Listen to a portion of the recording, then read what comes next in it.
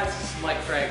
I just wanted to spend about 30 minutes or so with you really diving into the topic of emotional intelligence, or EQ.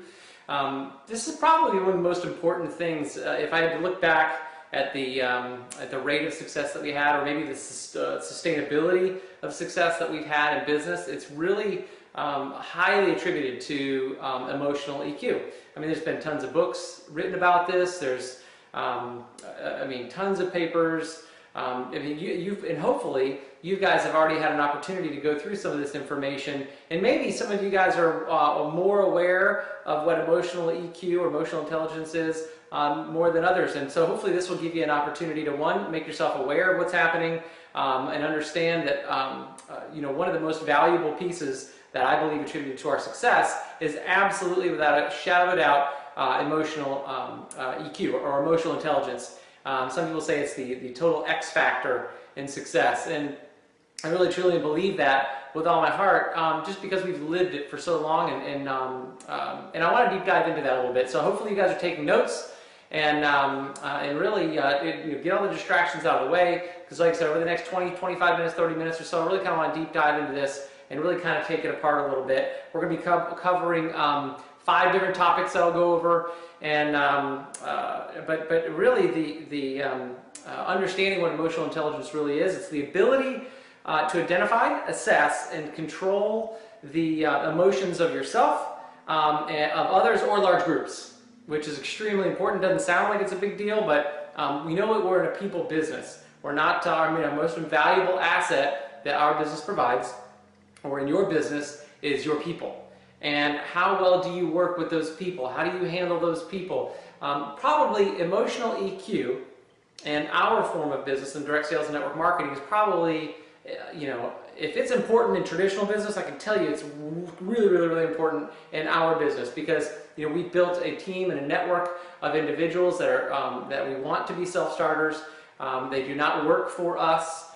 We are not their boss. And a lot of times, people have not had the opportunity to be their own boss, so they don't really know, what type of emotional sustainability or capability they're going to need in order to become successful here. So I think this will be a really, really good test for some of you, a recap for others, and just a good learning lesson all the way around. So here's a couple of interesting facts about emotional EQ, because the studies that have been done, a lot of them have been done in the corporate sector.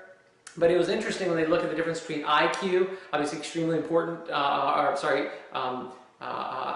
being very smart people, and then you have EQ. So huge difference in the two. But here's the interesting thing is, people think that the smart people get the better jobs and make more money, and I think there's something to be said for that. But emotionally smart people will absolutely have a longer career and more success in the long term. Actually, 90% of all top performers in the corporate world, 90% of them have a higher EQ than their lower producing counterparts.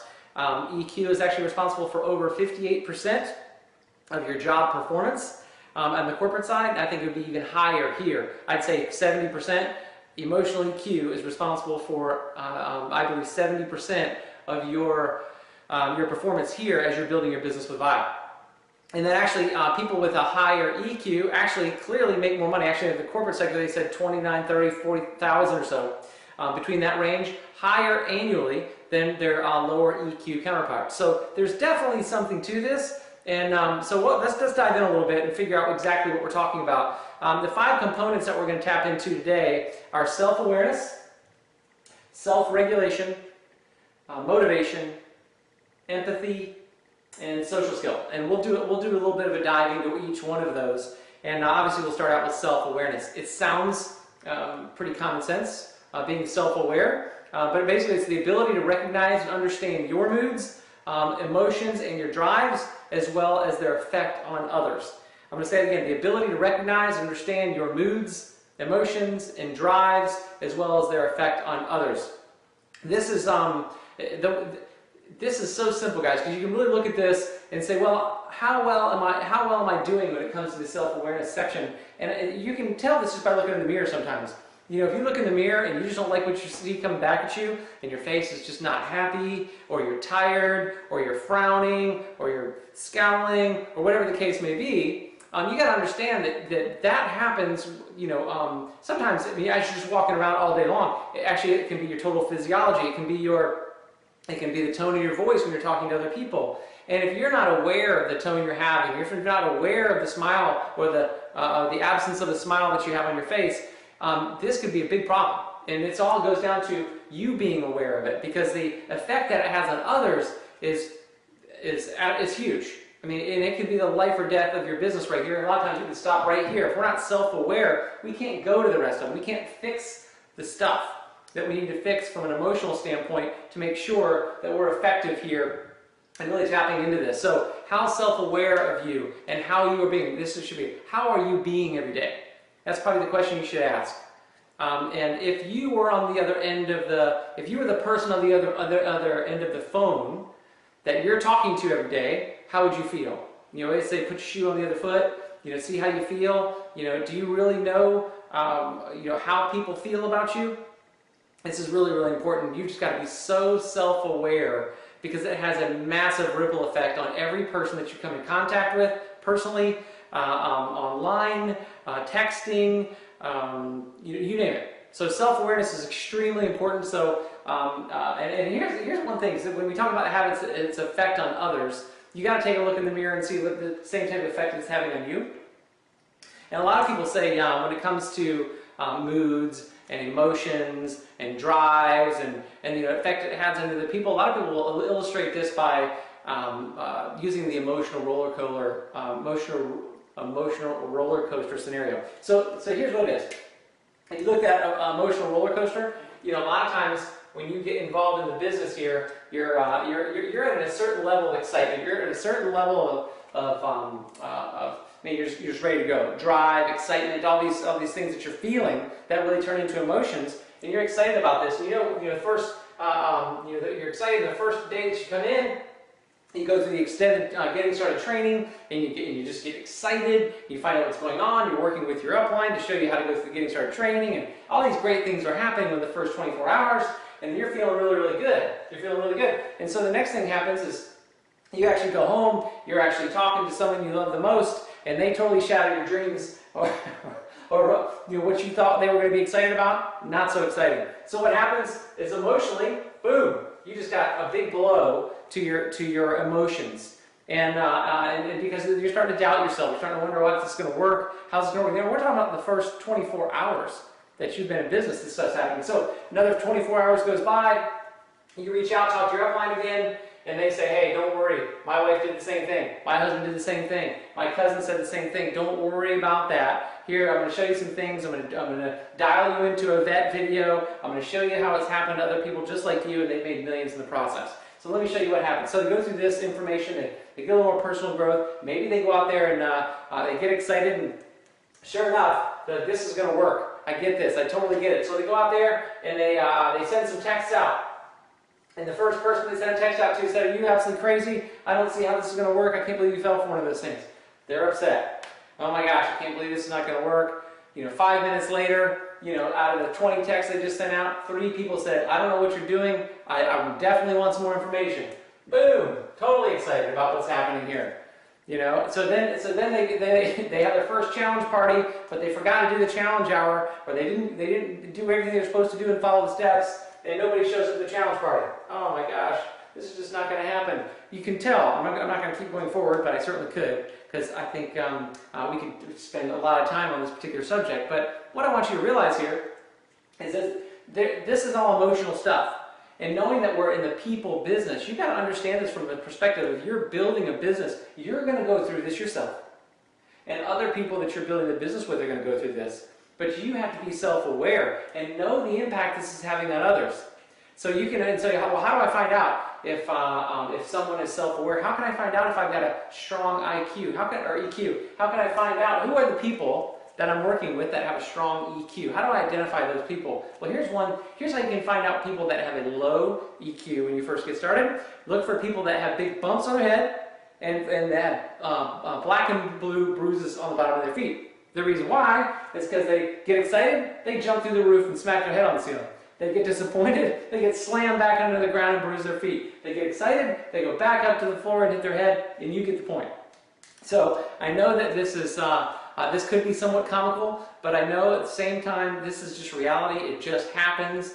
So don't worry so much about it. It's not. This is going to happen. There's nobody in the world that I know of that that can avoid this. I mean, they're going to go through it at some point or another, and it doesn't mean that they may have these huge different mood swings up and down, but everyone's going to have it. So don't worry so much about it. But here's the key. Here's the key. If you can just stay even keel, stay cool. Just stay cool. Don't worry so much about the extreme highs. Don't worry so much about the extreme lows. Just know that this is something we do over a period of time. This is not a 2 to 3 month make it or break it situation. We're building a dynasty. We're building a legacy. This stuff takes time. So you've got to understand and look 5 years out, look 10 years out, look 20 years out, and know that you've got to remain cool and calm through all the ups and the downs that you're going to go through personally, and the ups and downs that your team is going to go through, and they're going to come to you with it. But you've got to be the strong point for them. You've got to be cool. You've got to be self-aware and know how you are acting and the impact that it has on other people around you. So if you can be cool through the whole process, don't get too excited about either one, then you're going to really get some stability. So very, very important lesson to be learned here. So I'm hoping that you guys are taking notes and maybe even finding out, maybe if you're taking a little survey yourself, hey, how well am I? How self-aware am I internally? And then what effect is that having on other people? Because if you can figure this part out, the sustainability that you can have in business is going to be much longer, much more long term. The reason why is because someone that is not self-aware and is all over the board, they're exhausting for other people.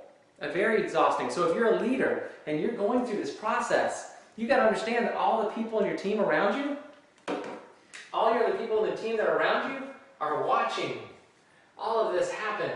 And all it means to them is exhaustion. Complete and utter exhaustion. I'm tired. And they don't even want to get on the phone with you anymore. You got to be cool. You got to be cool. You get it? Good. So the next thing I want to talk about is self-regulation. Self-regulation, the ability to control or redirect disruptive impulses and moods. So once you're self-aware, you'll be able to self-regulate. If you're self-aware first, then you can regulate. Okay, so basically you know how to handle the ups and the downs, and you know how to redirect certain things. You know how to paint the picture of long-term vision. You know how to paint the understanding that this is going to be a legacy we're going to build. And yes, of course, there's going to be great times in your business, in your life. There's also going to be times that are not so great. So don't worry so much about that stuff, but you got to be able to regulate. And but I always look back to people that are what does that really mean, regulate, and how do I know if I need to self-regulate? You can tell, and we talk about the Chicken Little syndrome. You'll find people out there that are they'll jump off the end of the earth for any little thing. Or they'll get upset, or they'll go. Their emotions will be set into the atmosphere off of any tiny little thing that happens. And a lot of times it's frequency. It could be every day. For some people, it could be a few times a day that they might hear something that they're not sure of, or someone said, "Hey, I read something on the internet. Oh my God, I didn't know about that." And then they start telling everybody else about it. Oh my gosh, oh my gosh. And bottom line is, guys, there's so much access to stuff out there. You just got to realize, it's take it all in little bits and say, hey, consider the source. Where is this information coming from? Don't jump to conclusions, or just because someone's broke uncle down the street heard something that, oh my God, it's a pyramid. Oh my God, whatever. Oh my gosh, I better stop what I'm doing right now. Don't do this business anymore, and I can't talk to anybody. And more importantly, I better let my friends know that I just got in the business, that this is bad, and I don't want them to feel bad about me. And you get the point. So, understand that how you self-regulate is very, very important. And once again, you can exhaust your team quickly. If you want to build a long-lasting, solid foundation in a sustainable business, you've got to not just be self-aware, but you've got to be able to self-regulate. You've got to take people that might be at a crazy mood right now and bring them up to where you are and say, hey, it's going to be okay. It's all right. Let me diffuse that for you. Let me paint you a picture of why this is where we're going right now. Let's get focused. Maybe what we'll do is we'll sit down, we'll dial into VET, maybe we'll find a training just like what we need here to help you stay focused the whole time. And where the goal is in the horizon, let's just stay focused there. And let's put a bubble around us so we don't hear all the other clutter and the garbage and everything that's going out there. So don't worry. Most importantly, just because you're affected by it from time to time, it's okay. Call me personally. I'm your upline. You can call me. But don't go out there and like I said, do the Chicken Little thing. The sky is falling. Oh my God, the sky is falling. And they go to the town center and they tell everybody about it and your entire team. And then those people were focused on production and doing stuff positive for their business, and you just disrupted that. And that's not good. See, because they don't work for you. They work for themselves. They're in this business because they want this. Don't act or react to just about anything that comes out of there, or out of anybody's mouth, or anything that you read on the internet, or just like the National Enquirer. You guys heard of that old magazine? It's like the alien abduction and so and so, whatever, just this outlandish, crazy stuff. I always look at that as the stuff that I see posted on the internet or certain blogs or all this other stuff from the outside world that comes in. I just look at it like it's National Enquirer, especially if it comes into my business, because at the end of the day, the only thing that's going to control your success and the outcome that you desire for your family is you, and what you do, and more importantly, what you let in. There's a great training event that I want you to take a look at that Nick does on your filter.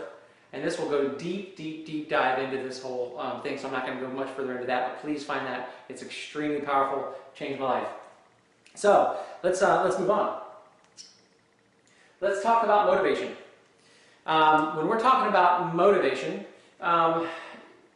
you've got to understand that the things that motivate us may not always be what motivates other people. But at the end of the day, you got to understand when it comes to EQ, motivation is basically finding a passion to work for something that's bigger than you.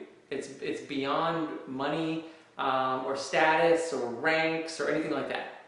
So EQ and being emotionally strong and staying cool, they have a motivation that's just bigger. I mean, it's bigger than anything else that you can get at the job, or any rank that you can get, or any amount of money that you can have. That's why one of the reasons why I love what we do with Vi is that we just got a vision that's it's bigger than any one of us. Our vision of changing the world, our vision of eradicating obesity off the planet, for generations to come. So in the history books 40 years from now, 50, 60 years from now, our grandkids are going to be learning about something that used to be one of the biggest killers in North America, and for that matter the world, which was obesity. And they can read that in the history books and say, wow, I can't believe that happened back then. Wow, I wonder what that would be like if it existed today, but it doesn't. It's gone. And why? Because a small, committed group of people had a mission and a vision big enough to be a part of something that could change the world.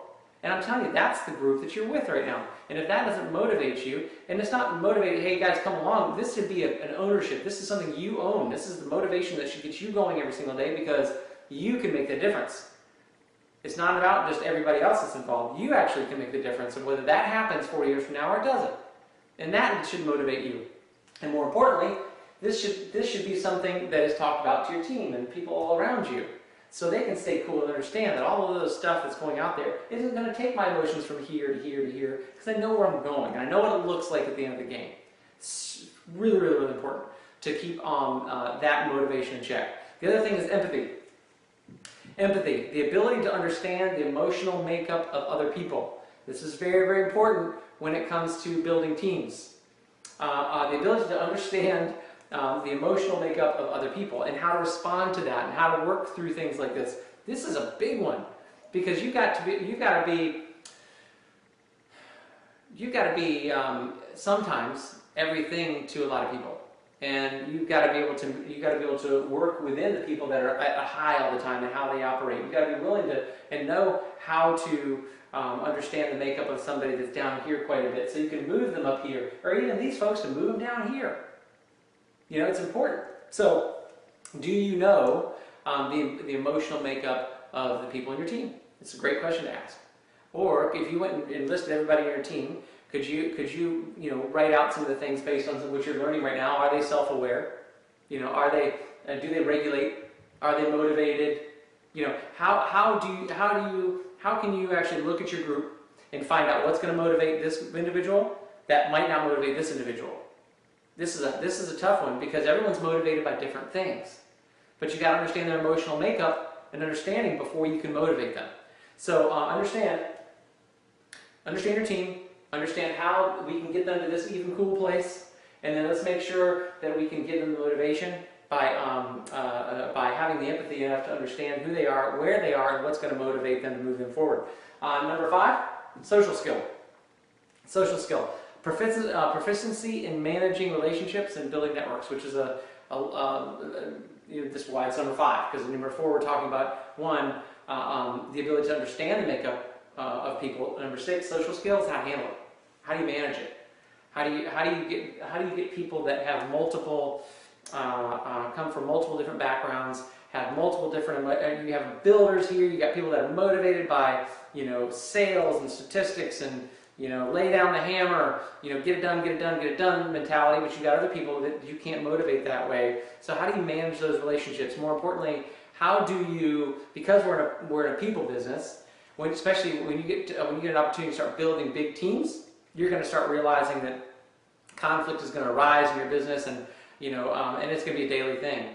But how do you manage those relationships? Because that's all we're talking about right now. I mean, our business is people. That's it. Our biggest asset in our entire company and your network is the people. And if we can manage those relationships effectively through proper communication, then we can actually move in the right direction. But you got to understand, to wrap this all together, I mean, if managing is okay if you're aware. Managing relationships is not so hard if you know where people are at. If you know where they're at and you know how to regulate, you can pinpoint where people are in their emotional EQ status, if you will, and show them how to grow in particular different areas. And maybe some people relate to other people more than they're going to relate to other people. You've got to manage that process. You've got to put people in the best possible place for them to succeed. So that's one of the reasons why I love the LID program so much. LID is perfectly designed with multiple skill sets in place to put the right people where they need to be, where they can best be moved to help them accomplish their goals. It's not the same. It's not a broad brush. It's not something that the same message or the same tone is going to have hit everybody the same way. So let's make sure that we get very, very, very good at managing those relationships. And more importantly, managing the relationships in a way that it forces growth, and it forces us to build larger groups. It builds larger networks, which are just bigger forms of relationship. So here's a quote that I kind of like, because it talks about knowing that if you're building a big team of people, and it can't just be you, and we got people all over the place, but if we have a high sense of EQ and we're monitoring what that means on a daily basis, and we're looking through our groups and we're finding out where people fall, at the end of the day, you can say this: without you, I'm nothing. With you, I'm something, and together we're everything. So as a group, if we build this together, we build these strong bonds, these strong relationships, and we're moving forward with the motivation that's going to be much larger than us, then magic can happen. I mean, some amazing things can happen.